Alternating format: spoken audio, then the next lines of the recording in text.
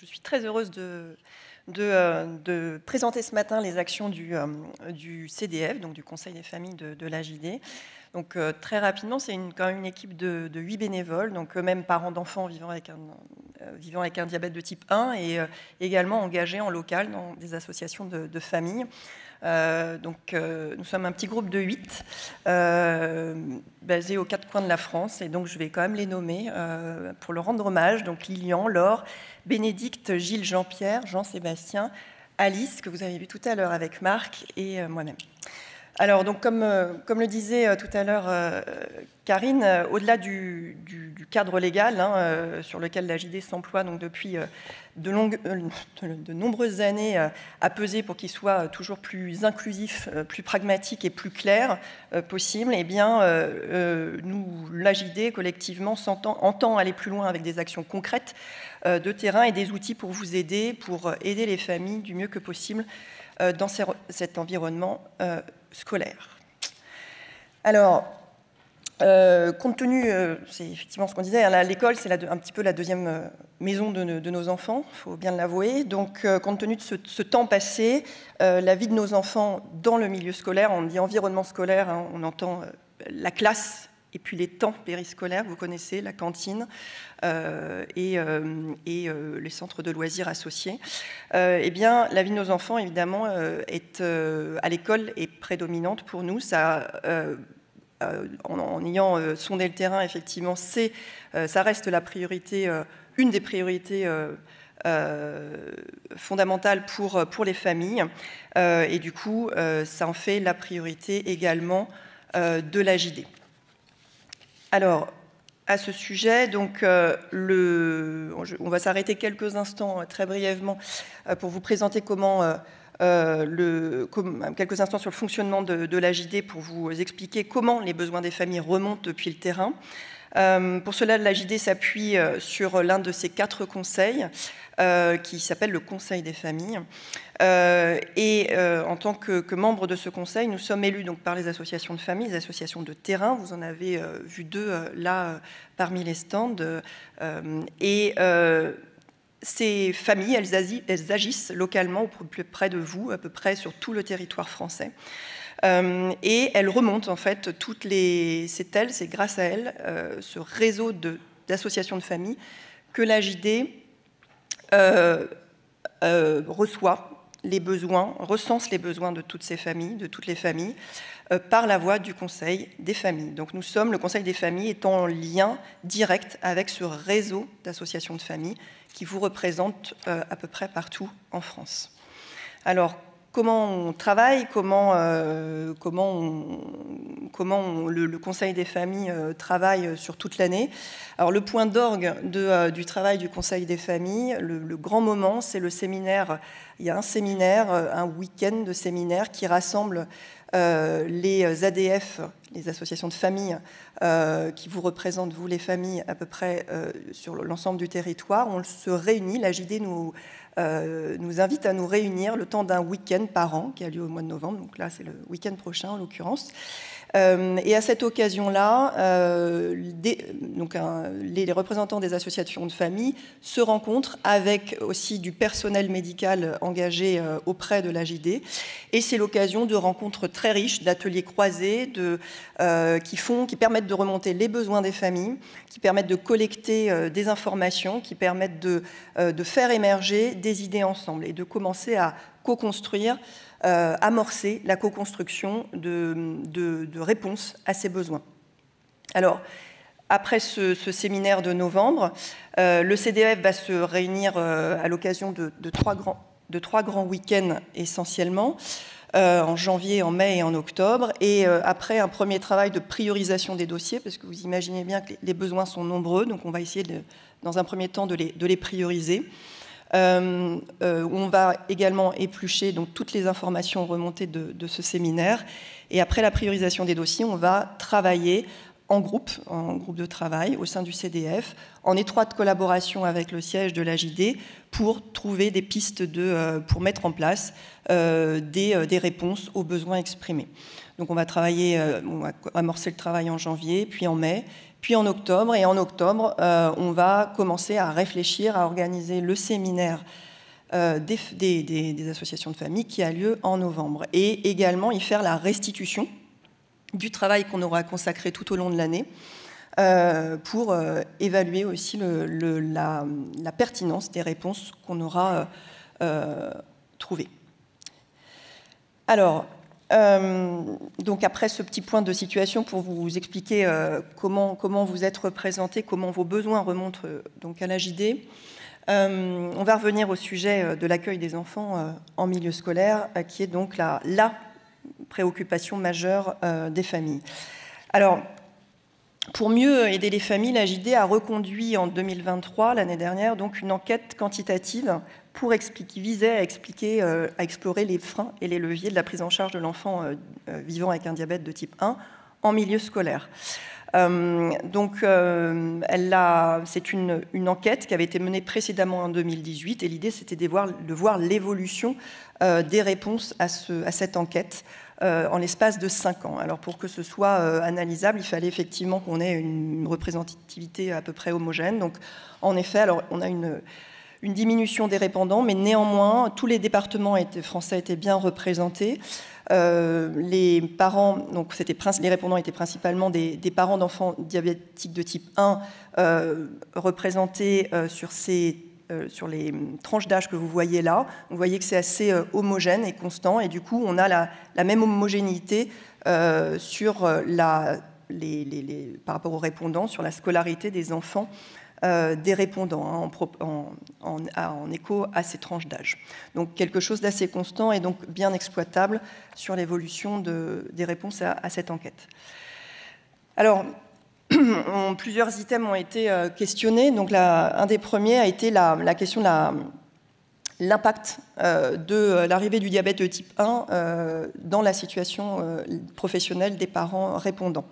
Alors, comme vous pouvez le voir, si l'arrêt permanent de l'activité professionnelle reste inchangé, et on en est bien heureux, on voit quand même que l'arrêt temporaire de l'activité ou la diminution de l'activité augmente clairement. Et par rapport aux parents qui répondaient avaient eu aucun changement, ils étaient 53% il y a 5 ans, ils sont désormais bien moins nombreux, c'est descendu à 40%. Donc on voit bien que l'impact est important sur la vie professionnelle des familles et majoritairement des mamans. Concernant le retour à l'école et globalement les difficultés rencontrées durant la scolarité. Alors là, on voit que les statistiques montrent que les difficultés rencontrées augmentent de manière générale, on passe de 36 à 50%, et l'enquête révèle également que les difficultés sont d'autant plus importantes que l'enfant est jeune. Donc vous voyez que, alors même si ça reste statistiquement faible, et on s'en réjouit, le refus d'accueil en tant que tel a quand même doublé, et on voit que le refus d'accompagner les soins de l'enfant augmente. Alors, Karine en a parlé tout à l'heure, du PAI, projet d'accueil individualisé. Alors là, on peut se réjouir que le PAI est signé au retour d'école. Maintenant, presque, on va bientôt atteindre peut-être la totalité. Donc ça, c'est une bonne nouvelle. Ça veut dire que l'écosystème scolaire se saisit de cet outil.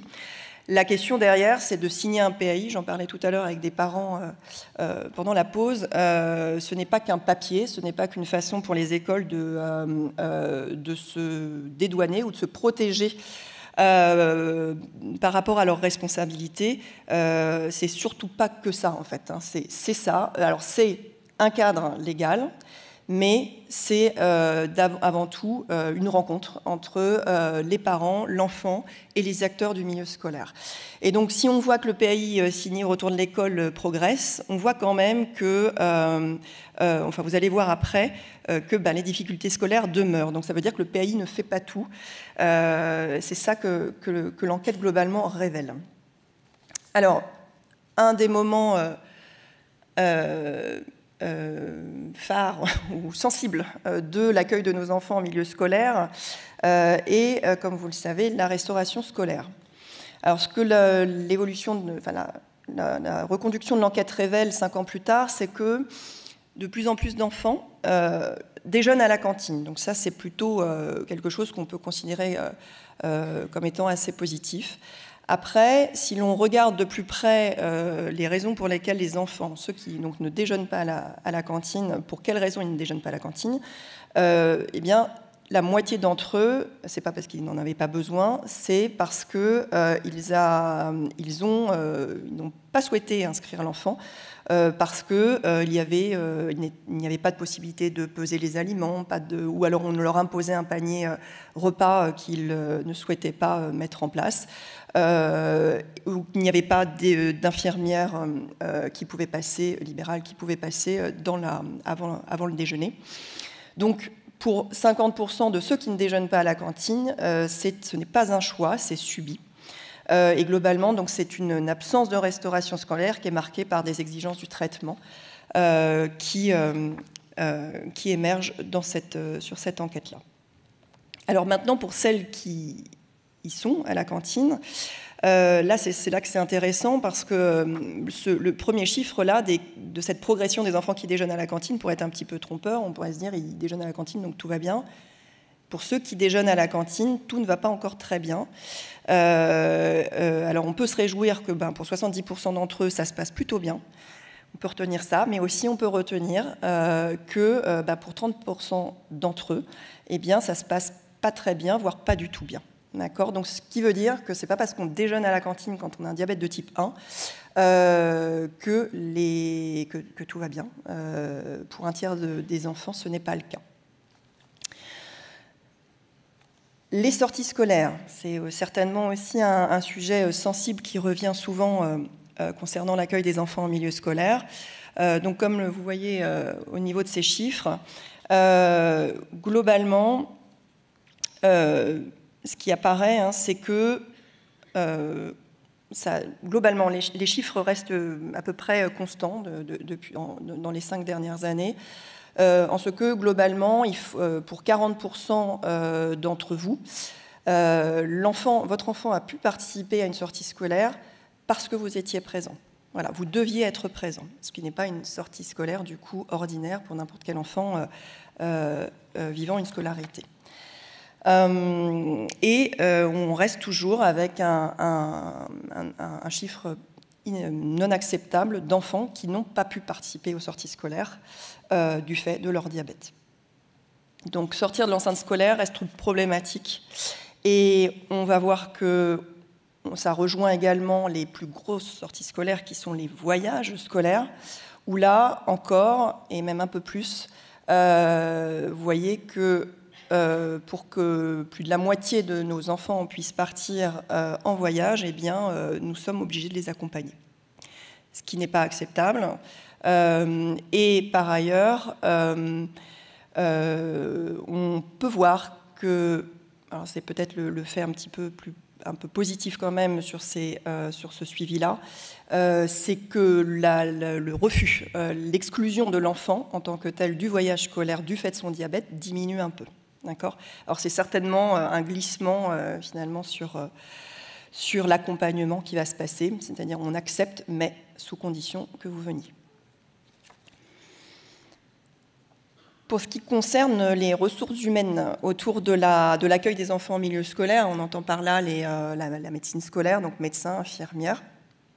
On peut voir que 65% des familles ont eu des contacts avec la médecine scolaire, médecin ou infirmière, et que globalement, donc ça c'est intéressant, c'est que quand ils ont lieu, dans la majorité des cas, les parents, les familles ont trouvé ces contacts plutôt utiles.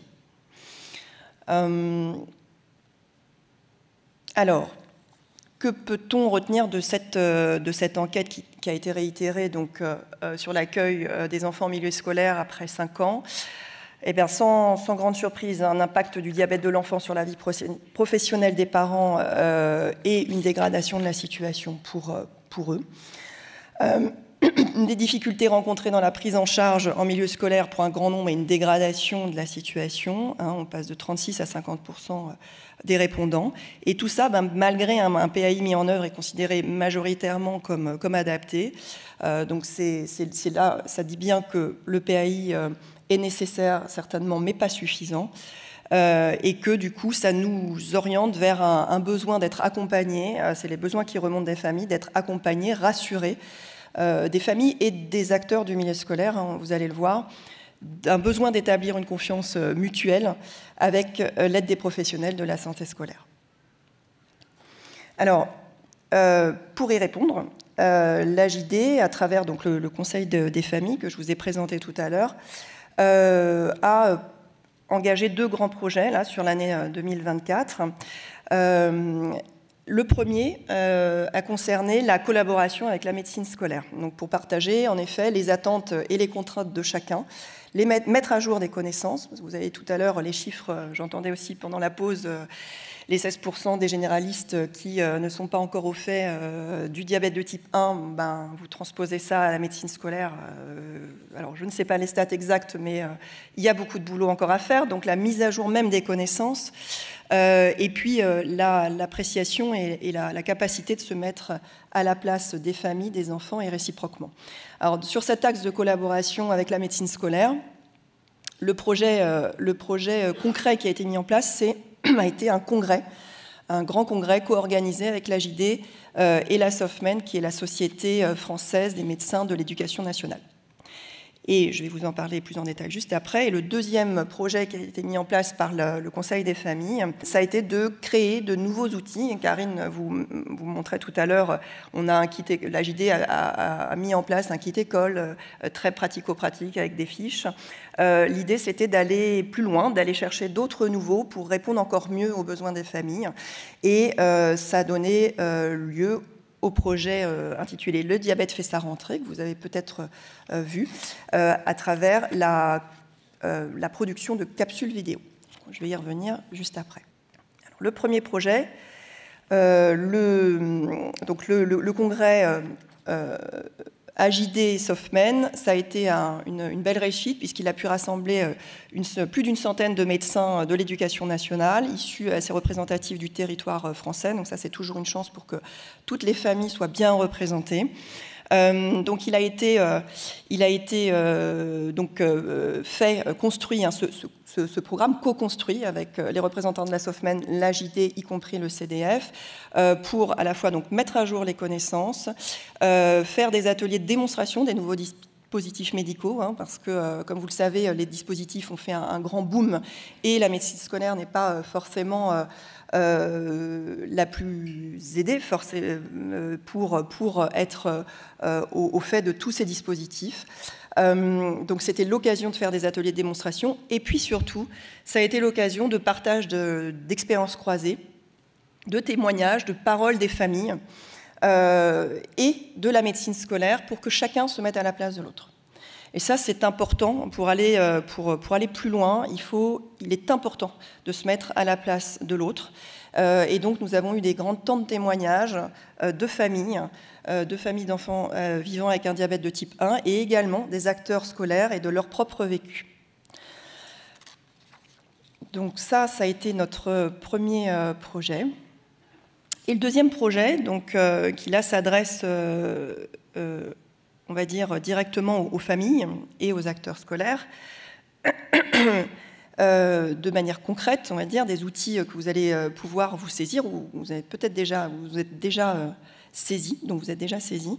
Ce sont donc les fameuses capsules vidéo. Alors, le contexte, pour le rappeler, c'était notamment dans un contexte d'abaissement de l'âge au diagnostic. Il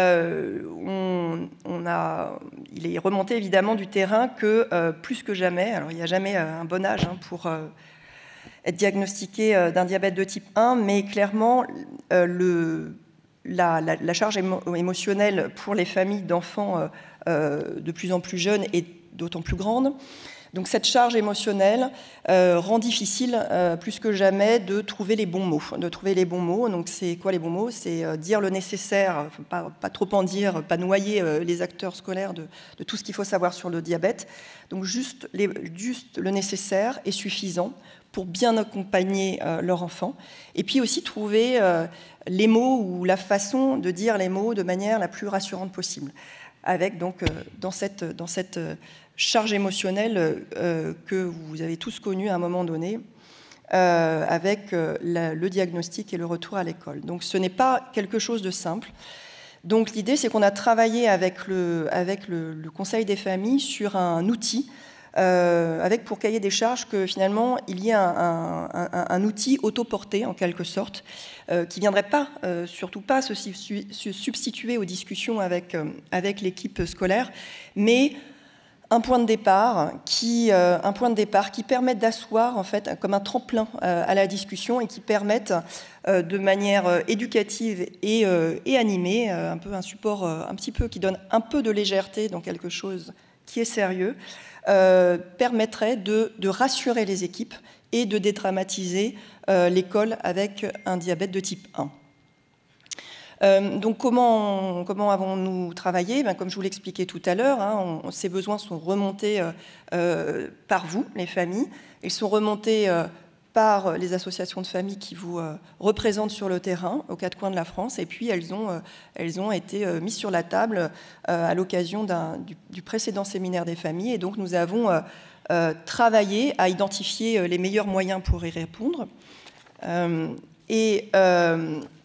La réflexion du groupe a été de dire, et si nous faisions donc des capsules vidéo, voilà, une petite séquence avec le nécessaire et suffisant, animée pour mettre un petit peu de légèreté dans quelque chose qui est lourd pour les familles et pour l'école.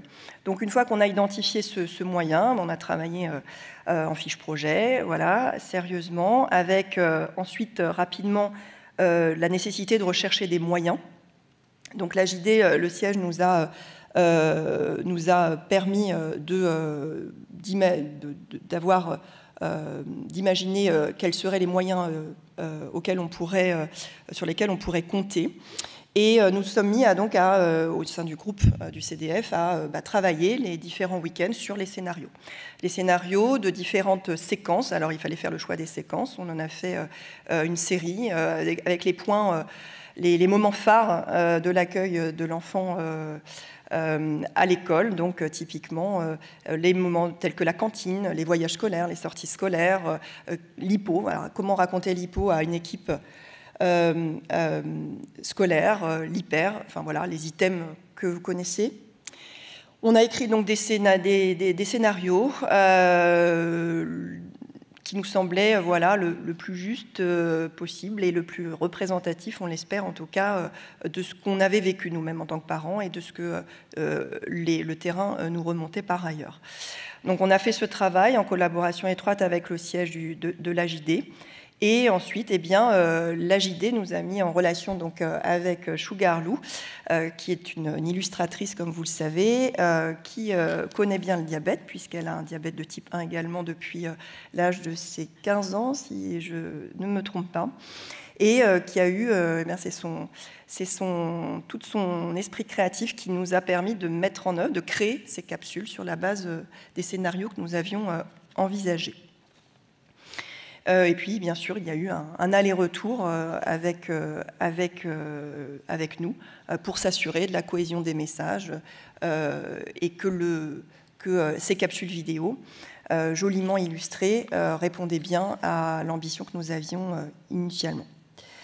Donc aujourd'hui, ce projet-là, on a voulu des formats courts, vous allez voir, exprès, pour aller... le nécessaire est suffisant, comme je le disais tout à l'heure. Et ce projet, aujourd'hui, il en est où? Il y a 8 capsules vidéo qui sont sorties, donc sur les items clés que je vous donnais tout à l'heure. Elles ont été publiées donc, à la rentrée, ce qu'on appelle la petite rentrée scolaire, la rentrée de la Toussaint. Et je vous propose là le DT1 en tant que tel, le matériel. On a fait une petite vidéo sur le matériel, sur l'hypo, sur l'hyper, la cantine, le sport, un grand moment aussi, quelquefois de solitude pour le diabète de type 1 à l'école, et les sorties scolaires. Dire un petit mot sur toi, comment tu as vécu le projet de ton côté, puis après on regarde. Bonjour, alors moi je suis Louise et j'ai créé Sugarlou, un petit personnage qui est censé me ressembler et surtout qui est diabétique comme moi. Et le projet, c'était d'apporter de l'information scientifique de manière didactique et pédagogique et surtout ludique sur Instagram et sur un site, sugarlou.fr. Je vous invite à aller regarder. Et c'est là que la JD a eu la bonne idée de me solliciter pour réaliser une série de capsules vidéo pour l'intégration des petits diabétiques de type 1 à l'école. Donc, y a la cantine, le sport, l'hypoglycémie, l'hyperglycémie, les sorties scolaires, le matériel. Et donc, j'ai eu l'honneur de me charger de cette mission en collaboration avec le Conseil des familles et Karine Cholot. Et je suis très fière d'avoir créé Léon 5 ans, avant même les exploits de Léon Marchand cet été. Et donc, c'est un vrai outil pour les professeurs et le personnel scolaire. Et vous allez découvrir ces aventures sur YouTube en libre accès. Et j'espère que ça servira au plus grand nombre. Voilà.